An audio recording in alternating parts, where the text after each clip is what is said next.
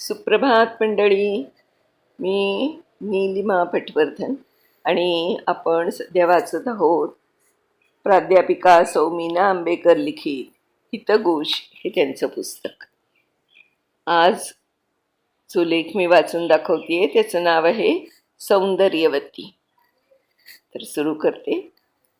युरोपला जाताना मला विमानातली चक्क खिडकीची जागा मिळाली होती. मोठ्या विमानात मी प्रथमच बसत होते. आनंद, उत्सुकता, जिज्ञासा, कुतूहल अशा अनेक भावनांनी मन भारावलं होतं. विमान जसं जसं उंच जाऊ लागलं तसं तसं खिडकीतून खालचा देखावा अप्रतिम दिसू लागला. ढगांबरोबरचा प्रवास सुरू झाला. बाहेर प्रखर ऊन, प्रखर प्रकाश आहे हेही बाहेर बघितल्याशिवाय समजत नव्हतं. मोठमोठ्या घारी, अजस्र पक्षी आपले पंख विमानाच्या खिडकीच्या काचांना आपटून जात होते. तो स्पर्शही मला जाणवत नव्हता. माझ्या मनात प्रश्न पडला, काचेला नुसता धक्का लागला तरी काच फुटते, तुकडे होतात, आणि हे इथे या विमानात काचेनं कोणतं रूप धारण केलंय? या प्रश्नानं मला खूप अस्वस्थ केलं. डोळ्याचं पारणं फिटवणारा युरोप बघत बघत आम्ही इटलीत गेलो.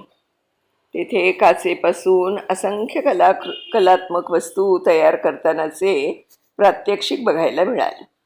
तेव्हाच मला माझ्या विमानातल्या प्रश्नाचं उत्तर मिळालं. विमानातील काचेच्या खिडक्या जरा वेगळ्या पद्धतीनं तयार केलेल्या असतात. आमच्याबरोबरचा गाईड सांगू लागला. अतिशय कणखर आणि मजबूत काच तयार करायची असल्यास 2 प्रकारांनी करता येते. एक तर प्रचंड उष्णतेने, त्याला हीट टफनिंग असं म्हणतात. काच तिच्या वितळण्यापूर्वीच्या तापमानापर्यंत तापवितात. नंतर थंडगार वाऱ्याने तिला एकदम खूप गार करतात. काचेचा पृष्ठभाग गार होऊन आकुंचन पावतो आणि तो प्रचंड दाबाने आत ओढला जातो.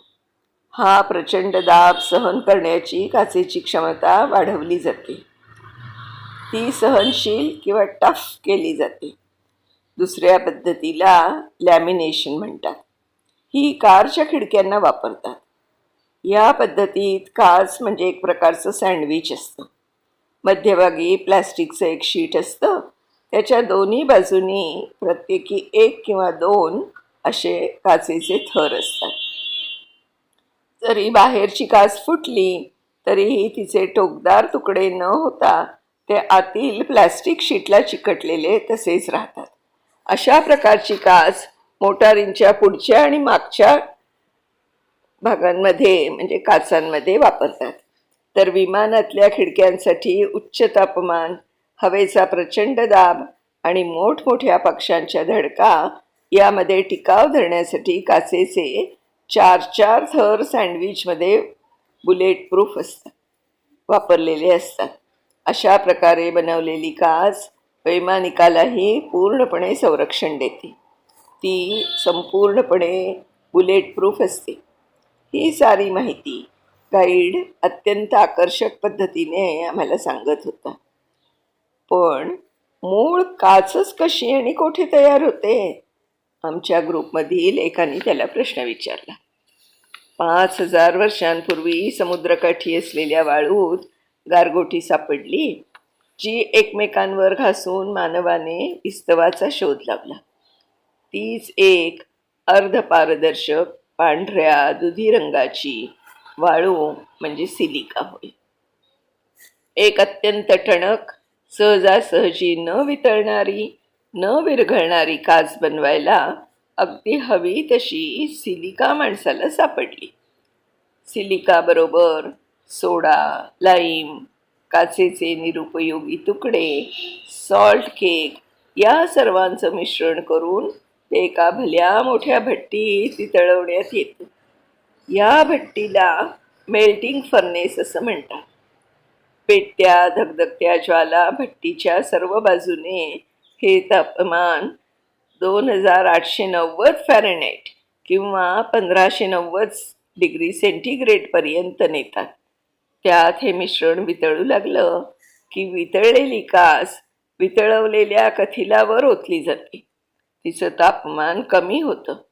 ती गार झाली की पुन्हा सिलिकाच्या स्फटिकासारखी न होता ती एकदमच दुसऱ्याच देहात जाऊन आपलं रूपच बदलते. काय आश्चर्य! ती होते एक चकचकीत पारदर्शक काच. कटरने काचेच्या मोठमोठ्या शीट्स कापल्या जातात आणि त्यांना पाण्याच्या फवाऱ्यानं स्वच्छ केलं जातं. तयार झालेल्या काचेची जाडी एकसारखी असून तिचे दोन्ही पृष्ठभाग सपाट असतात.